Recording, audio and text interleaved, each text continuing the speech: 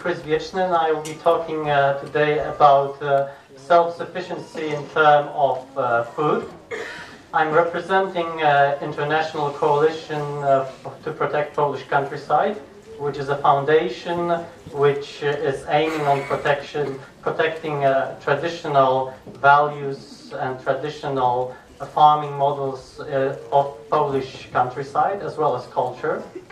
And on the other hand, promoting new technological solutions in terms of organic farming and renewable energy.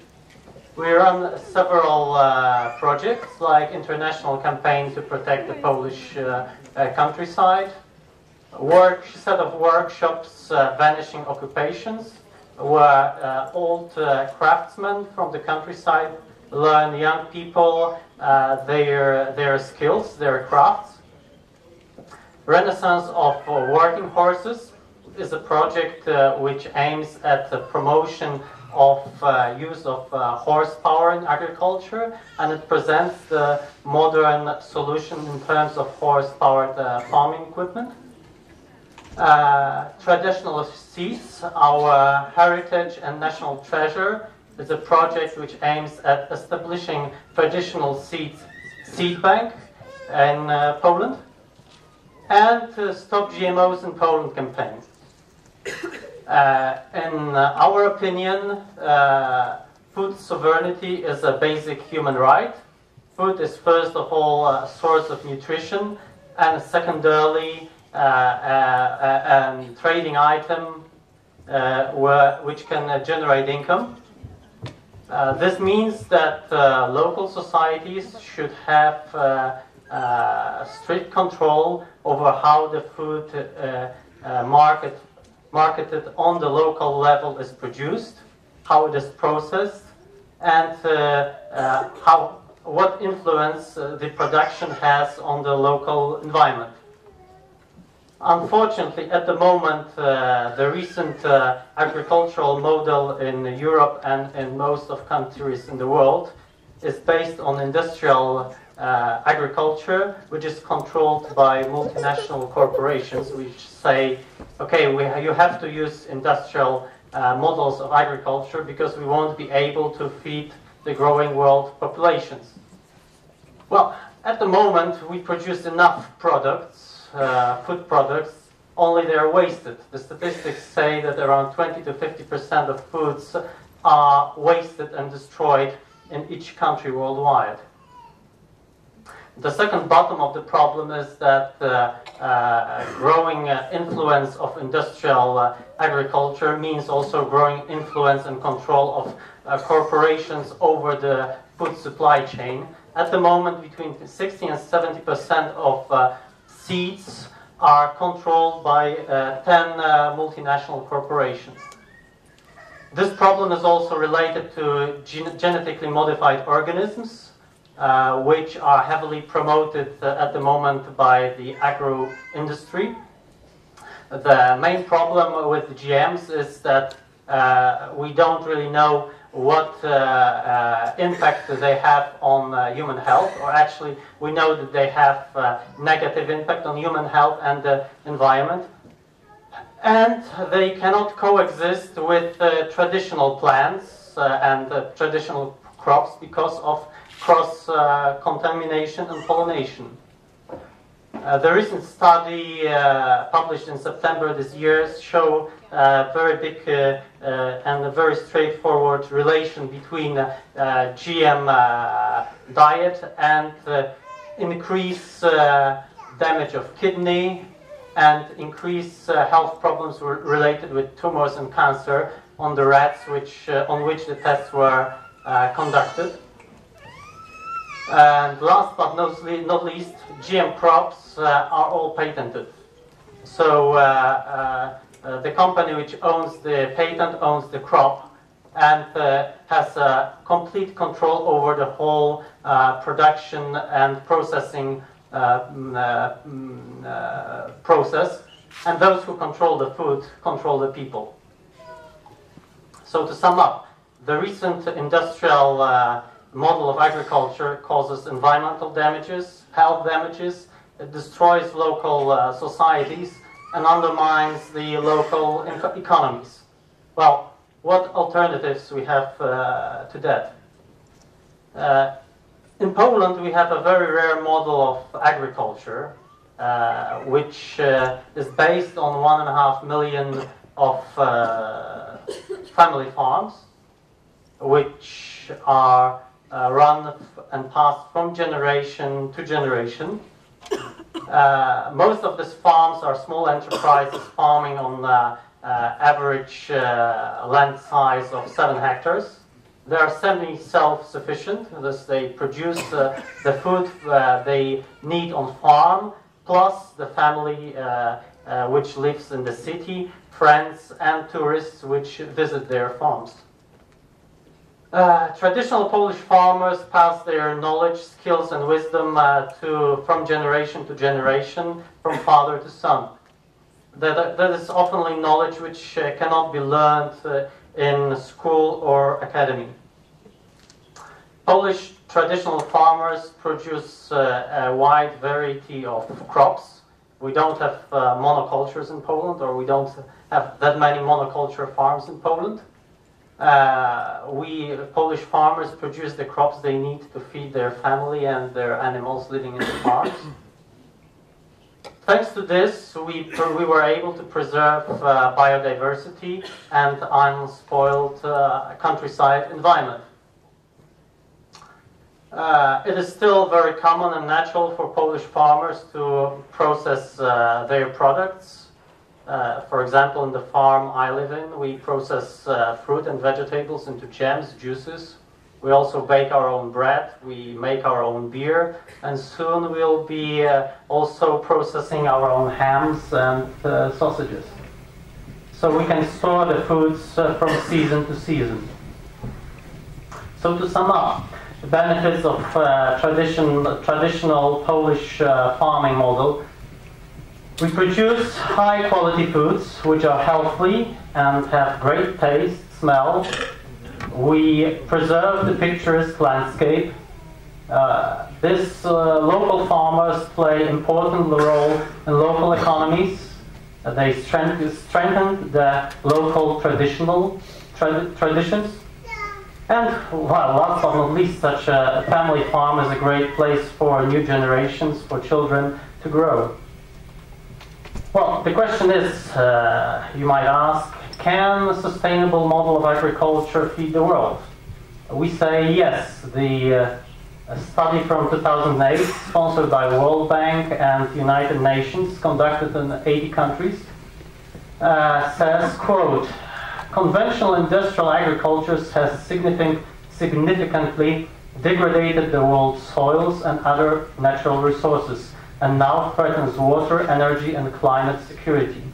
The report warned that expensive short-term fixes, including genetically modified crops, are not going to reduce long-term hunger and poverty problem, and could worsen environmental and social problems in many communities. In contrast, the assessment concluded that family pre-ecological farms show promise for ending hunger over both near and long term. Well, I guess all of us, all of you, want real food, want to preserve biodiversity, a clean environment. So how we can do it? The answer is support your local farmer. You can buy your high quality, good food at reasonable price from your local farmer. Product which is not transported over hundreds of kilometers, which is grown locally by people who you can meet and who you can know. Recently we started a project which draws up a procedure how to establish such a local purchasing schemes. We call it Action Plan for Farmers and Consumers. The procedure is quite simple and straightforward. We call it it basically focuses on establishing a bridge between farmers and consumers, because the main problem at the moment is that consumers say we would like to buy the product, the farmers say we would like to sell the product and produce the product. We can produce a bit more than we are producing at the moment, but who will guarantee that we will be able to sell it? The only thing which is missing is the link between two parties. So we say, you should organize a group of people in the city who is interested in buying high-quality products. You can, for example, call a meeting under a title, Where to Buy Good Local Food. Then you go out to the countryside and talk to the local farmers. You can use the online organic farmers registry, or you can just go to a neighboring village and talk to the people. You can even call a local meeting under a title, How can I sell my local product? The way we did it at our place, we asked the priest in the church to announce the meeting, which is held after the Mass. Works very well. Then we organized meeting with both parties to meet each other and to discuss a few important things. First of all, the list of products which consumers would like to buy. Then agree on the price which consumer can pay and which is acceptable for the farmer. Set up the volume which is required, which the farmer should produce over the next year, and agree on the product standards which farmer have to provide. Then you invite the farmers invite the consumers to their farms so that the people can meet each other and talk to each other, because basically the scheme is based on the trust the parties have to each other. And last but not least, sign a contract between farmers and consumers, a long-term contract for a year. The contract can be extended afterwards, which gives the farmer peace of mind that he will be able to sell the product he will produce. At the moment, we are setting up such a group around the ICPPC Eco Center in Strzyżów, near Krakow. Eco Center is a place where we already were working over past year on food self-sufficiency. We grow 65% of food on the farm. The rest we exchange with local farmers. Other fields we are busy in is ecological technologies, traditional organic farming, renewable energy sources, straw and clay building, handicraft workshops, and ecotourism. It is a living place which is also a living example of all the fields we are promoting. Just for the end, few snapshots from the place. Our clay and straw conference room with solar PV power plant on the roof. Another off-grid clay and straw house with a passive solar heating system. Hybrid solar and wind energy system which provides the illumination for the site. Domestic wastewater cleaning system. A spherical greenhouse where the vegetables are produced. Traditional wood and stone house with solar thermal heating system.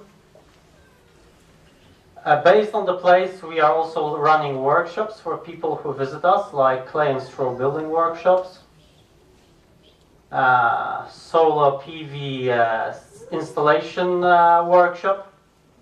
So, in principle, if you are interested in the topics I was speaking about, you are mostly welcome to visit our place and discuss with us your ideas and well, we welcome you. Thank you.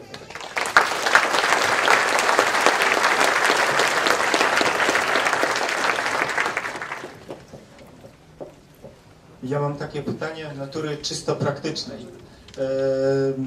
Jako konsument warzyw w mieście, czy jest jakakolwiek różnica, czy O ile oczywiście nie podążę tą drogą, którą przedstawiłeś, bo to jest w zrozumiały sposób pewna droga, by wiedzieć, co się kupuje. Czy w sytuacji takiej, gdy mam wybór, by kupić coś w mieście, czy jest jakakolwiek różnica, czy kupię warzywa na tak zwanym ryneczku, czy jednym z placów targowych, powiedzmy w Krakowie, który domyślam się znasz lepiej, czy w lokalnym, powiedzmy, sklepie, czy w ogóle w supermarkecie? Znaczy tak, no, jeżeli chodzi o supermarket, no to wiadomo, że produkty, które są tam dostępne, są wątpliwej jakości i na pewno bezpośrednio nabyte u rolnika nie będą zawierały takiej ilości agrochemii jak te z wielkopowierzchniowego sklepu. Natomiast porównując jakość, produkty o tej samej jakości, czyli warzywa kupione w sklepie z żywnością ekologiczną i warzywa kupione w gospodarstwie, no to tutaj na rzecz promowanego przez nas modelu przemawia przede wszystkim to, że tworzymy jakąś społeczność, jakąś wspólnotę, która się skupia wokół pewnego gospodarstwa lub grupy gospodarstw i te relacje producent-konsument mogą również się przerodzić w różne ciekawe projekty kulturalne, społecznościowe w przyszłości. No, w końcu chodzi tutaj też o to, żeby poznać swojego producenta i się z nim zaprzyjaźnić. Dziękuję.